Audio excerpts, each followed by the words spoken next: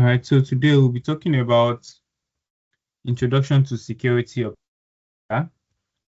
So this is one of the niches in cybersecurity. It's actually good for an entry level role. So let us see what we have under the SOC, which is Security Operations Center. So what is SOC and why is it important? Now, SOC, which is Security Operations Center, is a centralized unit within an organization that continuously monitors, detects, analyzes, and responds to cybersecurity threats in real time. It acts as the nerve center for all security-related activities, using both technology and skilled analysts to defend the organization's digital assets. Now, in simple terms, SOC operation centers, they are it's a centralized unit in an organization that has to do with constant monitoring. That is 24 hours monitoring, has to do with trying to detect anomalies in a network or in the system. So they are always the first responders to incidents because they also fall under the incident response team also.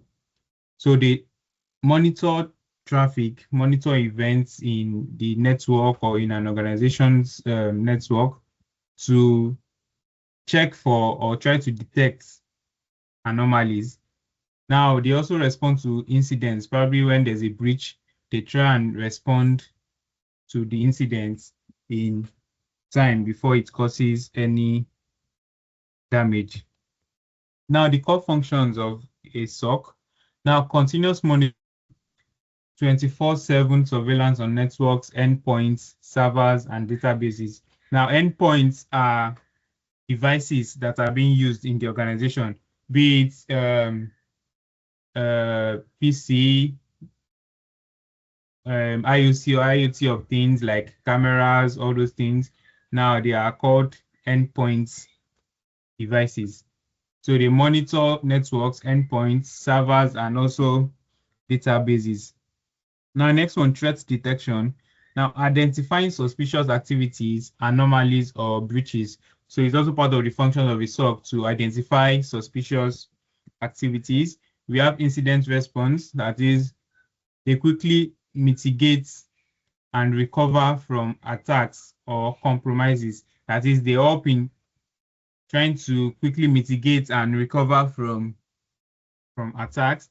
Then we also have threat intelligence.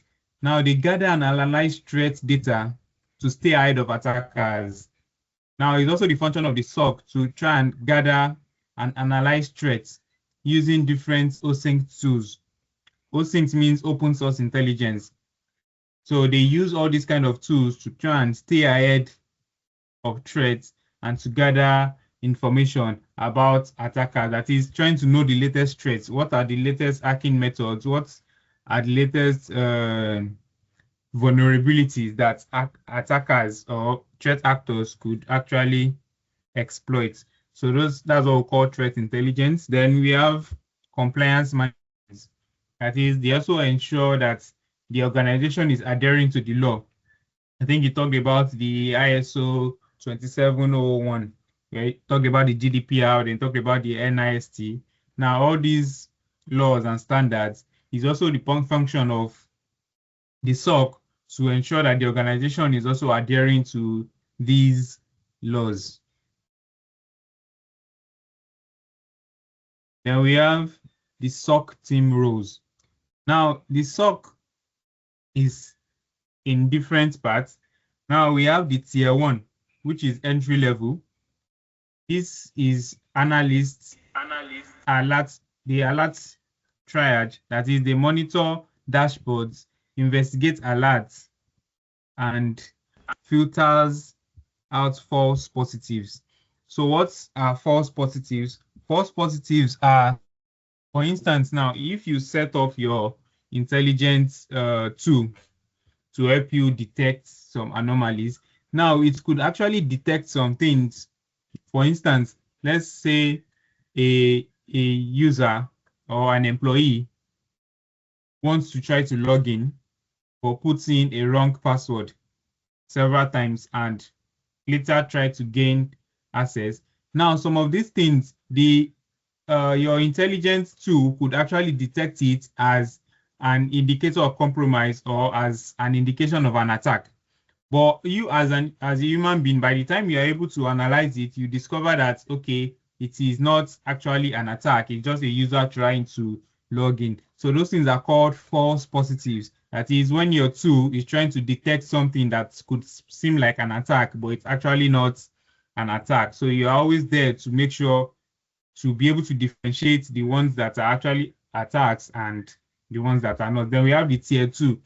Those are incident responders. That is, they perform deeper analysis and coordinates response activities. So this tier two, they perform deeper analysis when the tier one makes a report. Now they are the ones that will perform a deeper analysis to know where the threat is coming from or what has actually happened.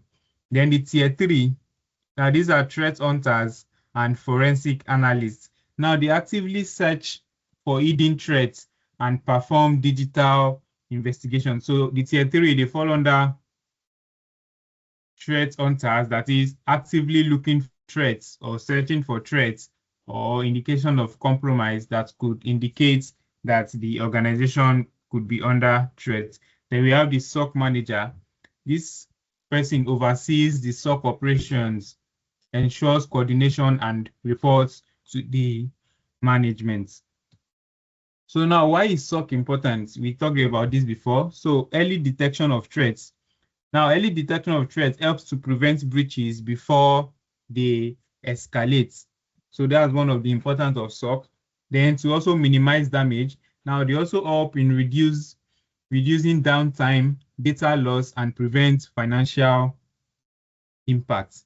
Then we also have maintains trust. Now they protect customers' data and the company's reputation, because when you have a SOC in your organization and they are able to detect and prevent uh if in events from occurring, it would help you maintain trust, because if your company gets hacked, it would reduce the trust your customers or your customers have in your organization. For instance, now the attack that happened on the in one of the UK uh, airports airlines. Now, because of that attack, they actually lost a lot of customers and they lost a lot of investors. So these are an example of losing trust.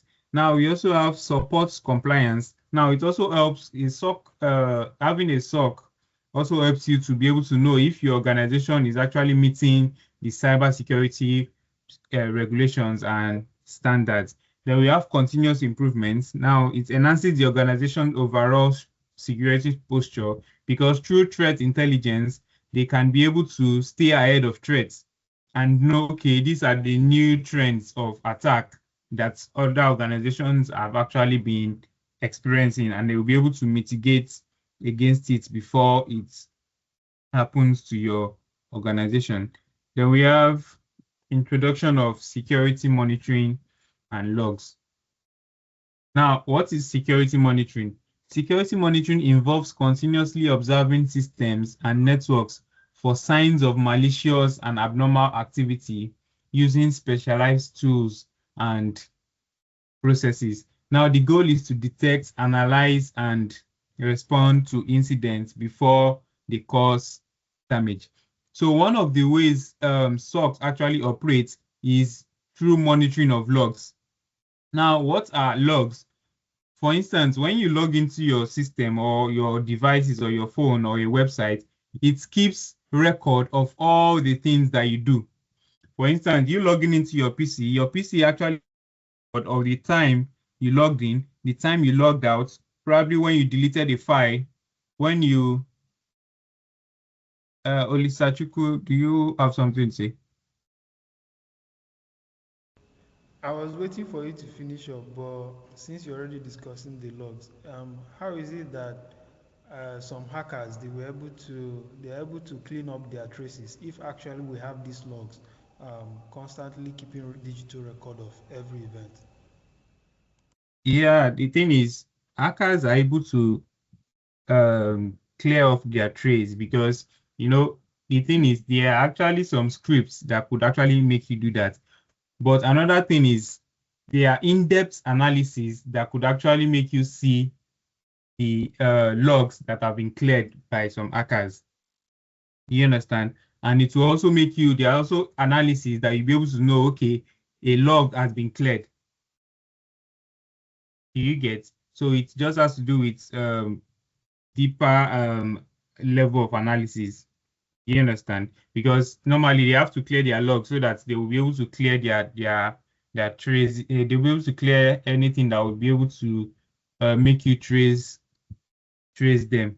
But still, there are still ways of trying to do to get those logs, or just to indicate that a log was actually deleted. To answer your question.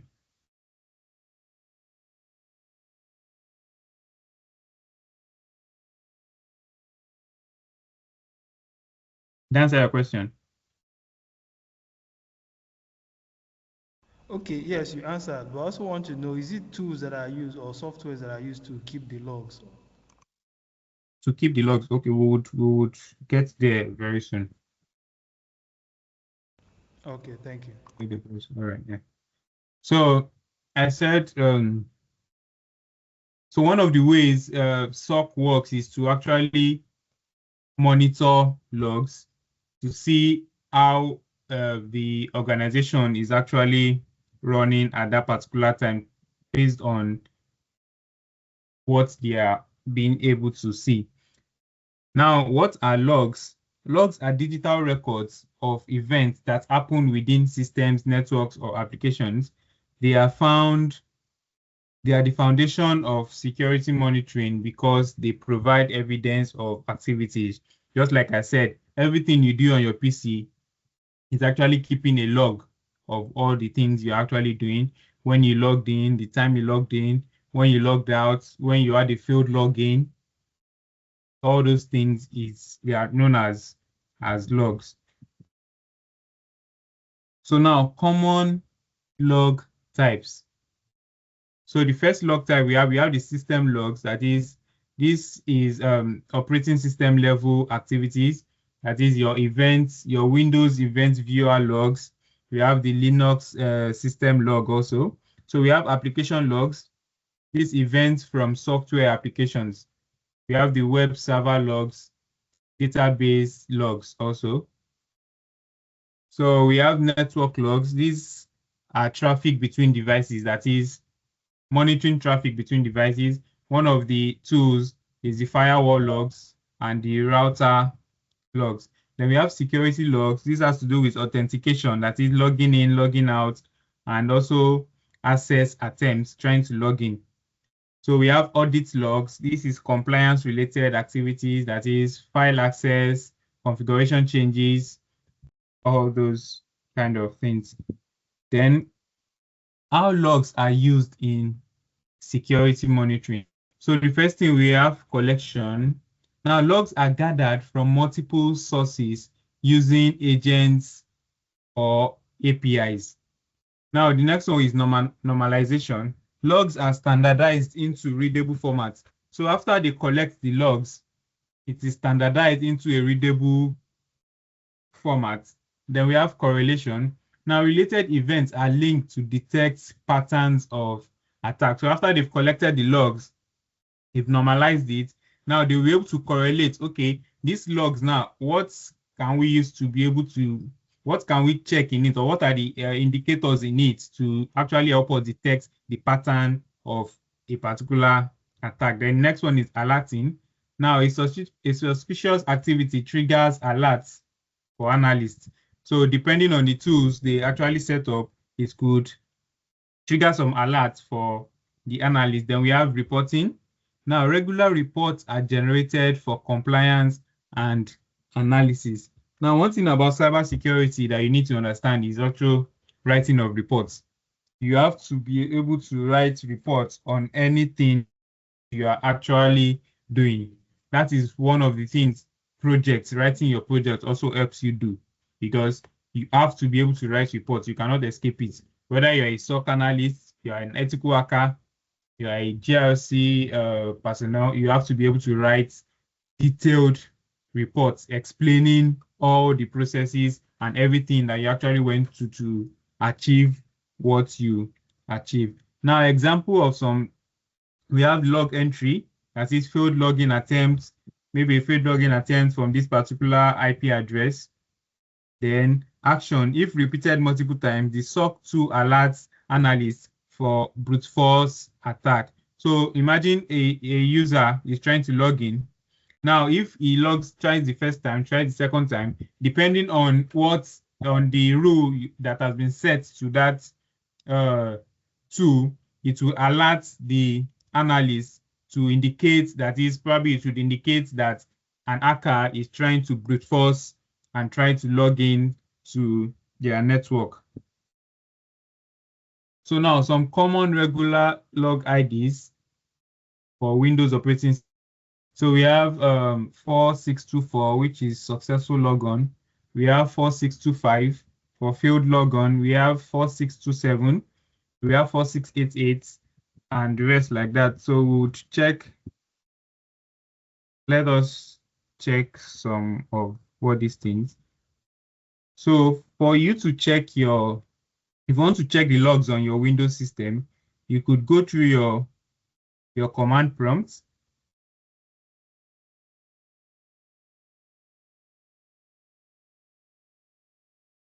So you could go through your command prompts. You just type events viewer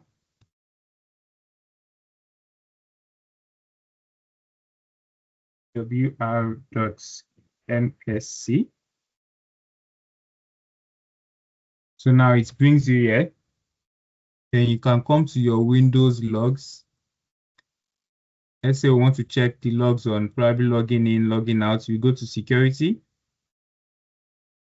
Now here are the logs that you have, some of the things you have been doing regarding logging in and logging out. So if I go to this log on now, so you discover it tells me when this login took place. If you look at it here, it tells you the date and time where this login actually took place.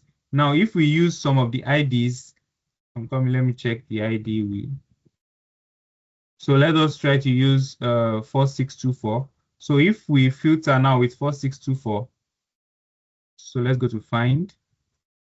So 4624.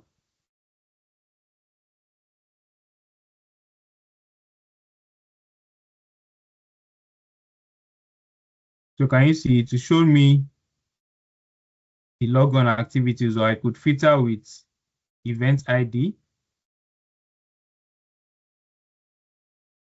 Let me look for a logon here.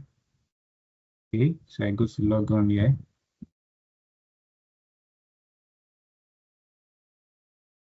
Just give it some time.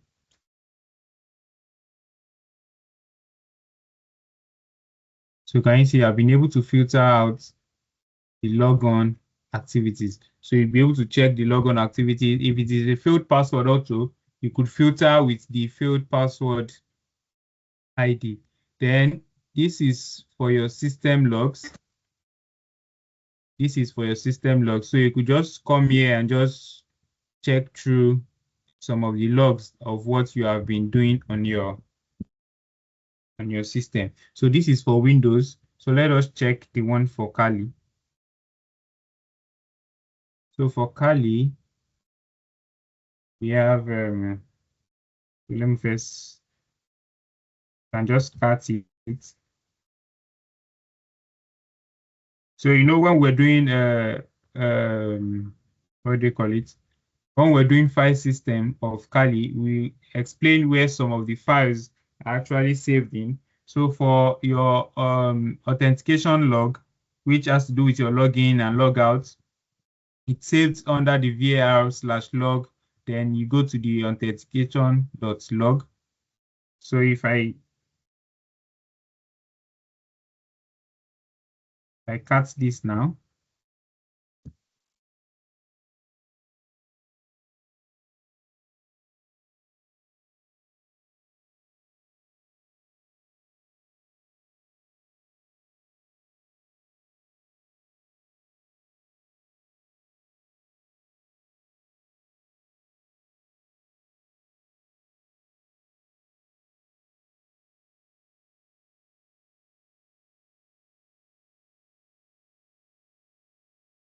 so this is the authentication.log.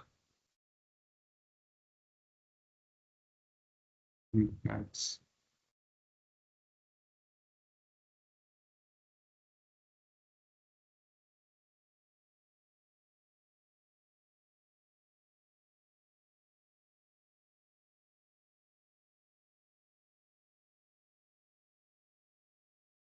so you can see it shows me when the session was opened and also when the session was closed. We could also check the system logs. Let's check the system log. Um, hmm, think.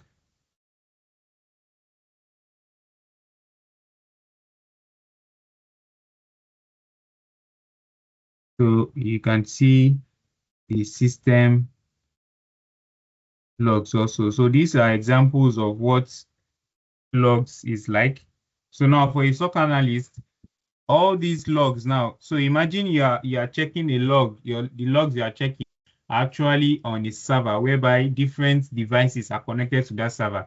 So you know you have a lot of logs to actually go through. That is why you need to know how to filter out the exact type of log that you are that you are looking for. All right. So that about logs. So today I want us to learn how to make use of the Wireshark. So if you have any questions now, let us just talk about some of the questions you have now, then we'll move on to using Wireshark.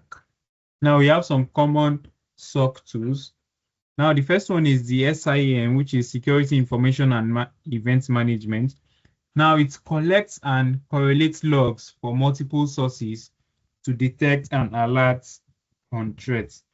Now examples of these tools are Splunk, QRadar, we have the Microsoft Sentinel, we have the Elastic SIEM. Now, what this SIEM tool does is the same thing your event viewer in your Windows and your log viewer in your Kali does, but it's just that this is a software that helps you to simplify some of those logs. You understand? And you could attach this software to different networks or to your network to help you to be able to analyze, to help to collect logs from your network. And you'll be able to easily analyze those logs. That is just what these tools are. So as a SOC analyst, one of the tools you should first even know how to use for collecting log is Splunk. You understand? So Splunk is a log collecting tool, just like your event viewer and your log, and I'm checking your system logs on Kali. So we have endpoint protection / antivirus. Now, this detects and removes malware or viruses from endpoints. We have the Windows, we have the CrowdStrike, we have the Bit Defender. I think we made use of the Windows Defender. I think you were taught how to use firewall to block uh, port traffic on your system. Now we also have the IDS and IPS, which is intrusion detection system and intrusion detection and prevention system. Now this monitors network traffic for malicious activity. So the IDS helps you to detect, while the IPS helps you to block. So examples of these tools are SNOT, we have Suricata, and we have Cisco Firepower. So all these tools could be installed on your network and could be added like Snot. Now, Snot is a paid software is a paid software. So if you pay for the subscription, you would be able to integrate it with your network and set the rules you want to set to be able to help you block and also detect malicious activities. Then we have the firewall.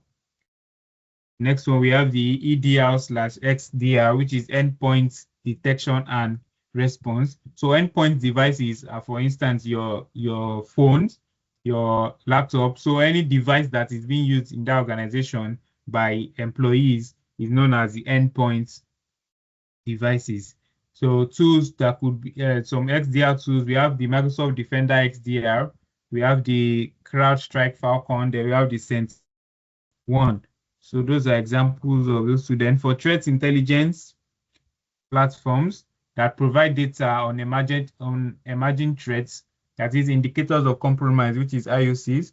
So example, we have the MISP, we have the Alien Vault, we have Threat Connect. We also have what's this tool again? There are different intelligence tools out there. Example, you also have the virus total. Virus total is also an intelligence tool.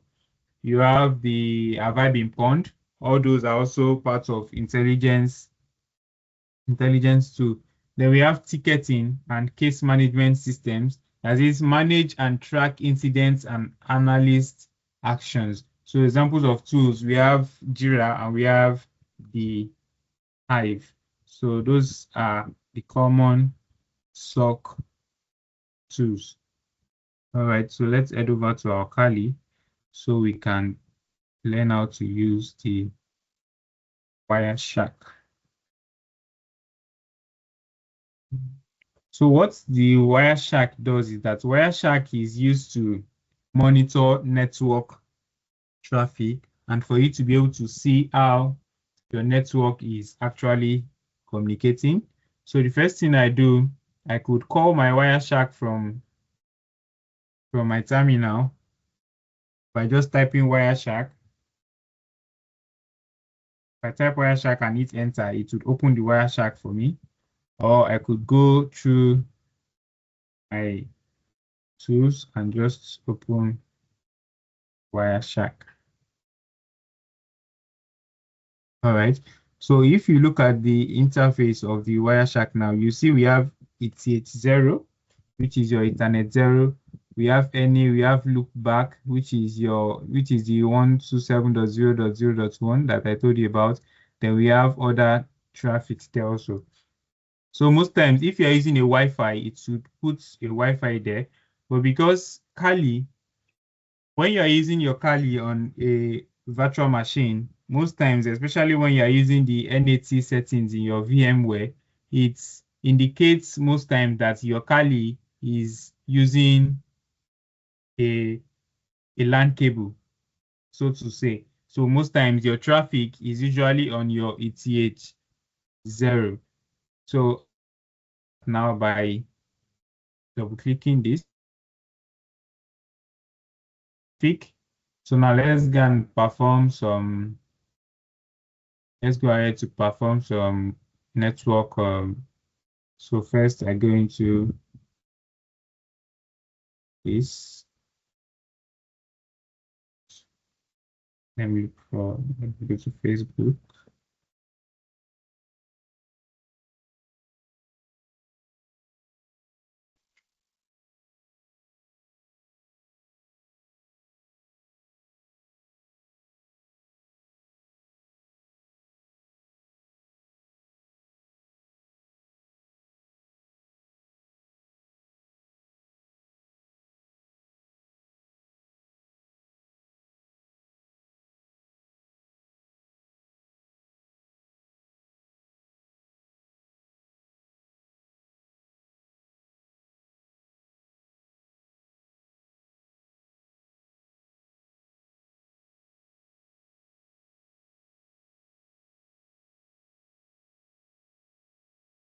Okay.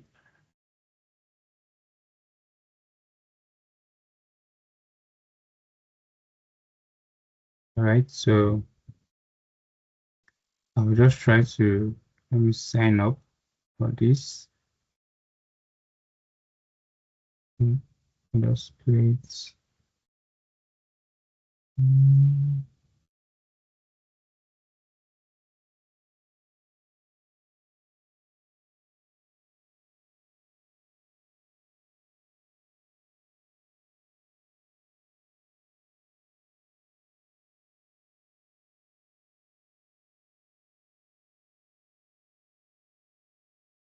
Okay, let me save this.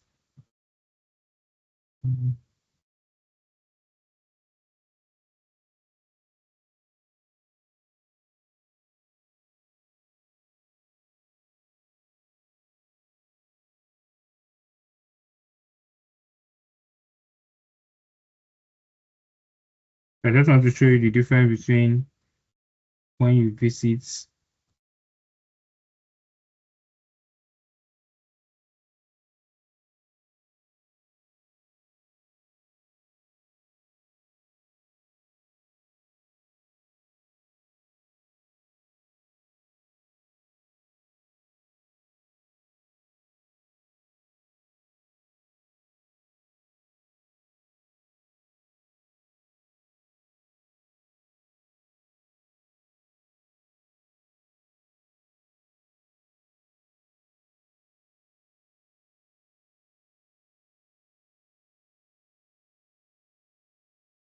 Okay, so we update. Right, I think we've done enough capture. Let me just see this.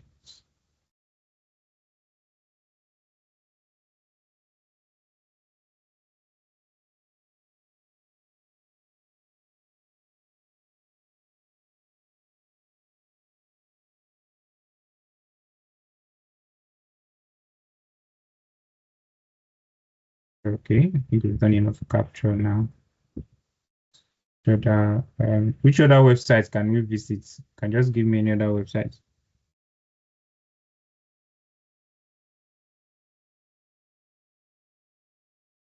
Anyone, which other websites Visit can we just visit?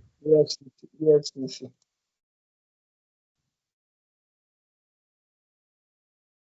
I didn't hear what you said. MPF or EFCC. Make we check something. Eh, maybe maybe me and you they do that one. Okay, I think we are cool with what we have. And let me just see. And let's just go to Google. Just go to Google.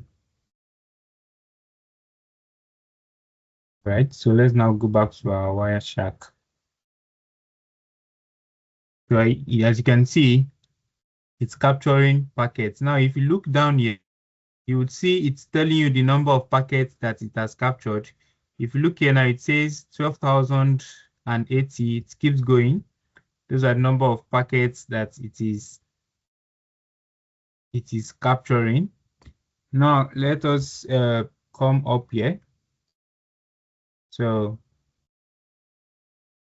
let me just explain from here. So this now is to stop, this red box now is to stop the capture. So if I want to stop the capture, so I could stop the capture. So let me just stop it for now so that we can do our analysis. So let me just try to filter out the traffic a little. So let's say it should just give us TCP traffic. We can filter with TCP. It should give us TCP traffic. Then we could still pin down our search. I go to edit here now to find packets. You say find packet, and this regular expression, you change it to, okay, yeah, it's cool with regular expression. So let me just change this now to just normal. Then yeah, let's search Facebook and enter. So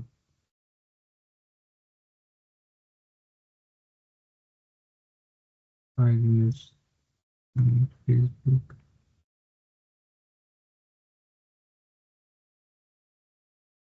Okay, it's giving us Facebook.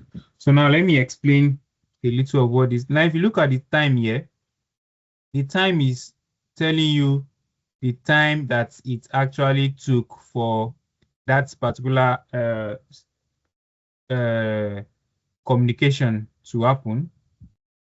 So that is what this time is telling you. Then this number is telling you what number this packet is. So this is packet 1047.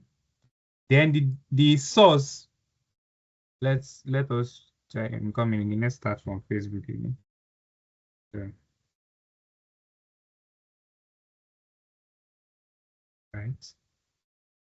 So now the source is saying the IP address that it's this traffic or this packet, this traffic is coming from. Now the destination tells you the IP address that is actually receiving that response at that particular. So let me, okay, if you look at Facebook here now,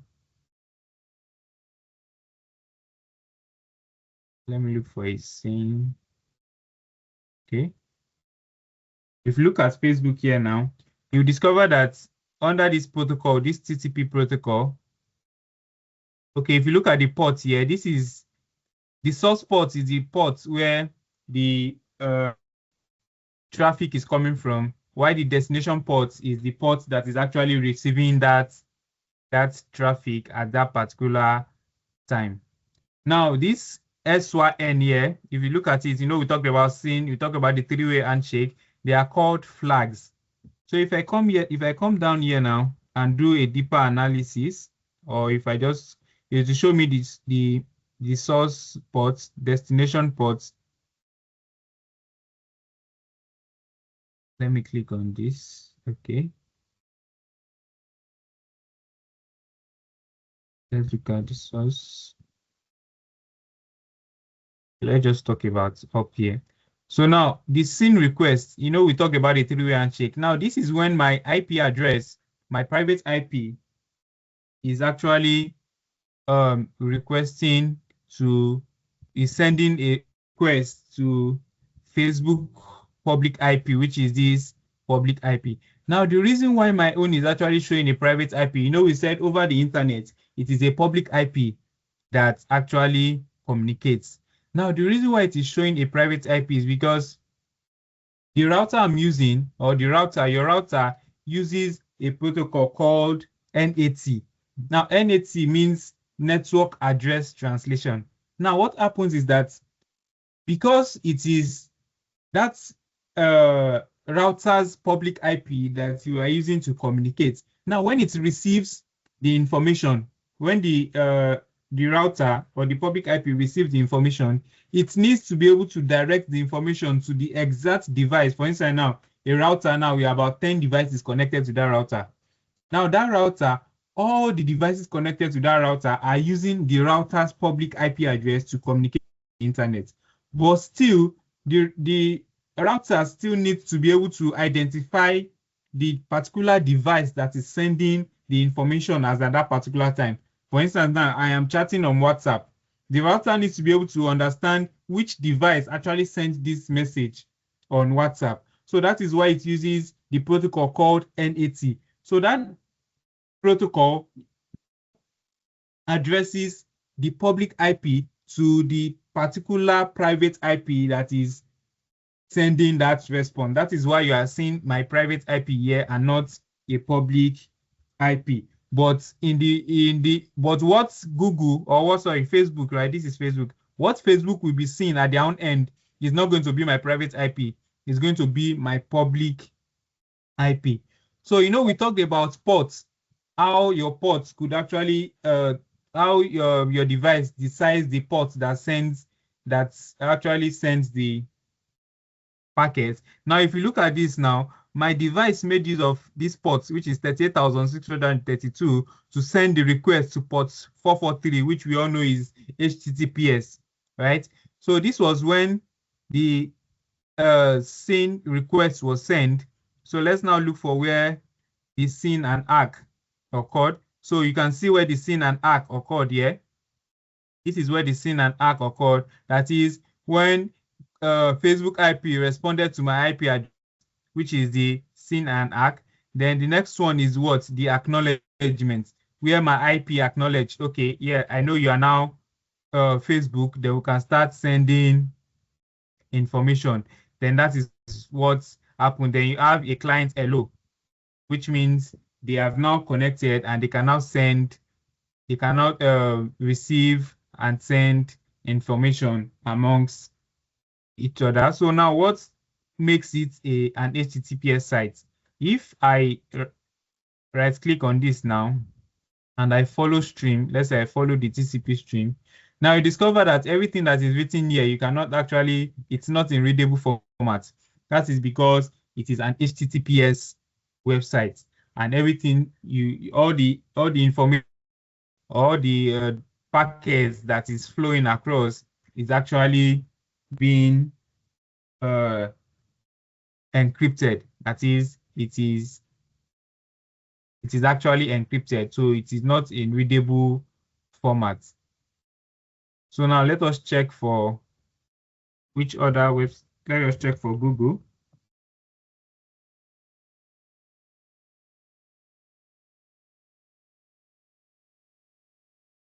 Okay, we didn't know Google. Check this.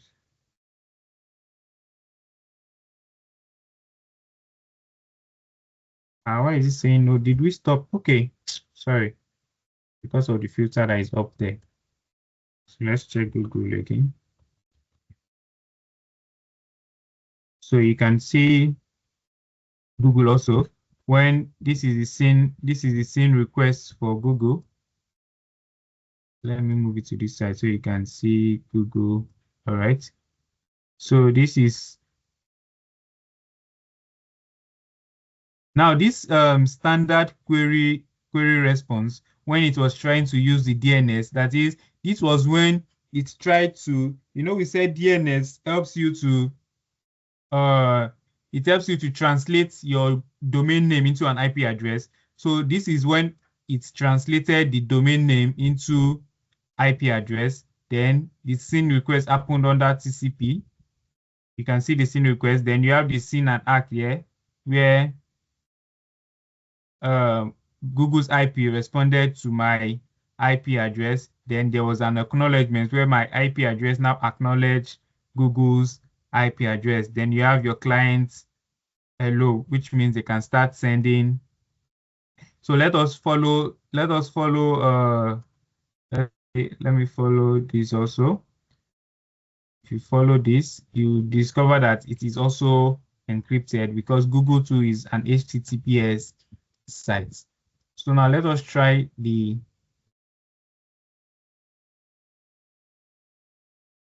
now here too. You could also filter IP addresses. So let's say I'm looking for a particular IP address, or let me try and check all the communication that this IP address had. Let's say this Google IP 216. So I could say IP address. So IP address is equal to 216.58.223.14. If I filter out, now it will show me all the communications that this particular IP address had on my network. You get that? Then another thing we want to do now is to check for the HTTP site that we visited. I think it's Net6, right? If I'm not right, correct. Let me see. Okay, tests PHP, right? All right. Or we can just filter out. Or I can just filter out with HTTP. So it should just give me all the HTTP sites that we visited. I could just filter out with HTTP. So you can see the HTTP sites that was visited. So let me put that, what's the name again? Test PHP, all right. So let me put test PHP.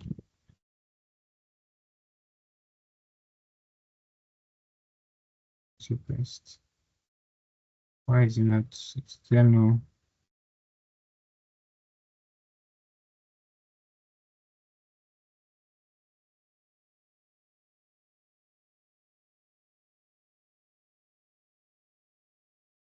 Okay, this is, I think this should be the website.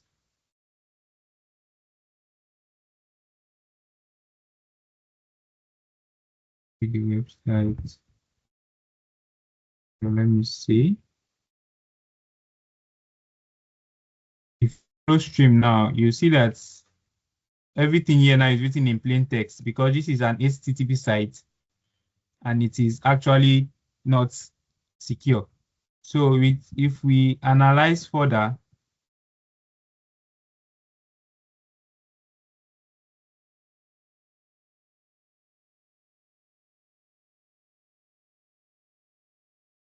you realize that everything I wrote, the profile I uploaded on that site, you could see. I mean, this is not, no, this is not that.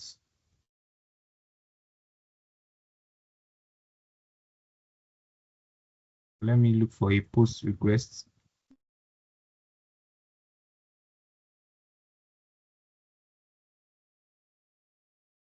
So now a post request, all these different requests, we have get. Get is when you're trying to get something from a website. Then post is when you're inputting something into the website. So since what I did was to input my details, let us check a post request.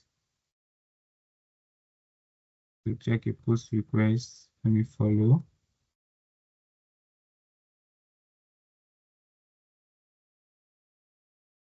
Okay.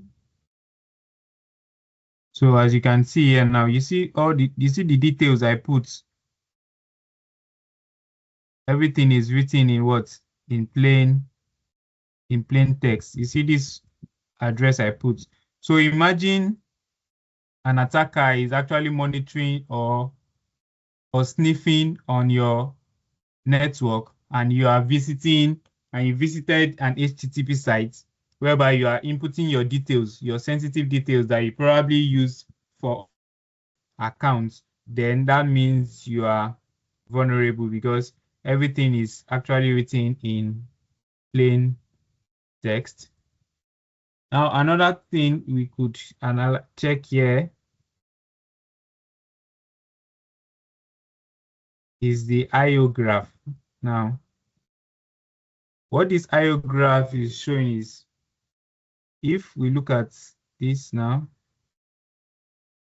if I look at this, let me zoom this in. Now, if you look at this now, it tells you within 1 second, this were the packets that was sent within 1 second. This were the amount of packets that was sent at once within 1 second. If let's say I increase it to 2 seconds to check the ones that the packet that took 2 seconds, let me see. So it shows it here too. So the timestamp was 2 seconds and above for this request to happen, for this SYN request to be sent. It took just 2 seconds for just this one request to be sent. So let us try something. First, let me cancel this. I want to try something. Okay, let's go back there. So you could see that if you look at the graph for now, you could see that the highest request, let's see, was there one that was 10 seconds? Let me see.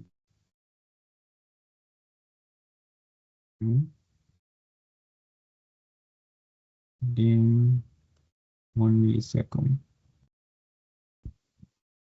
Okay, so we only had 25 packets that was sent within the highest we had was 25 packets that was sent within 1 milliseconds. So I want us to try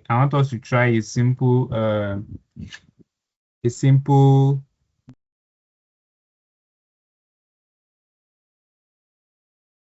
what do you call it, DOS attack. So let's try a simple DOS attack. So I want to cancel this now and start a new traffic.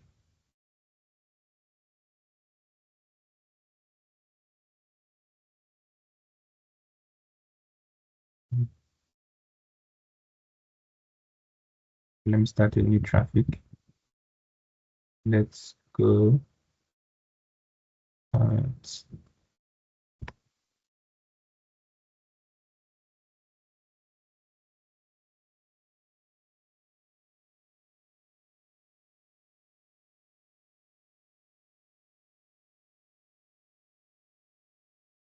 Right. So I have that.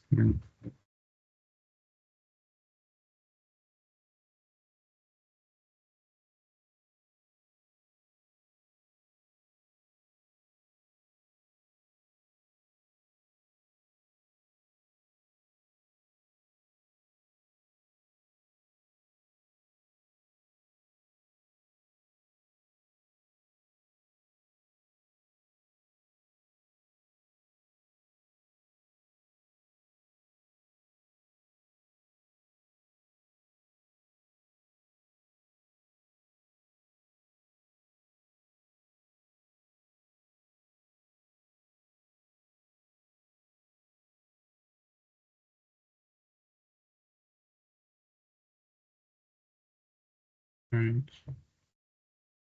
So I want to check something first.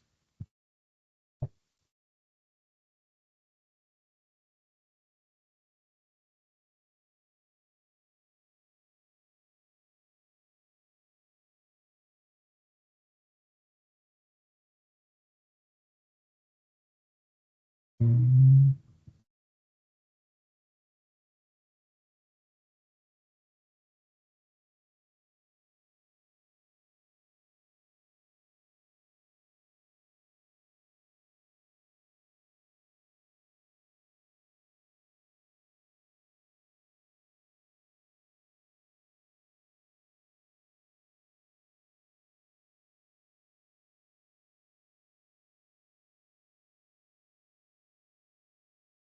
So I'm trying to send several SYN requests to this particular IP address. Let's see.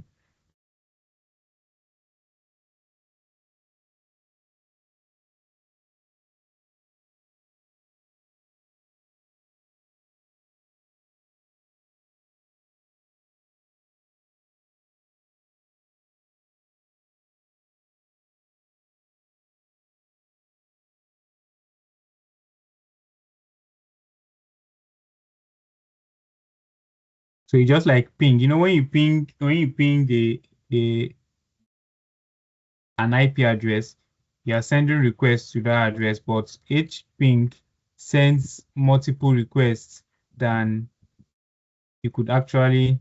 So let's go and check our Wireshark. Sorry, the Wireshark. The Wireshark.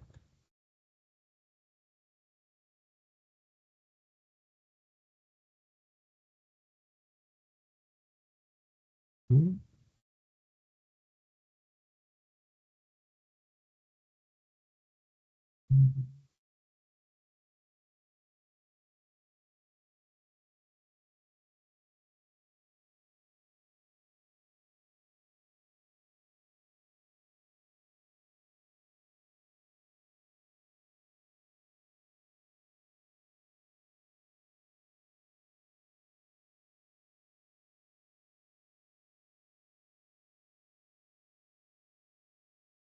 Let us check out.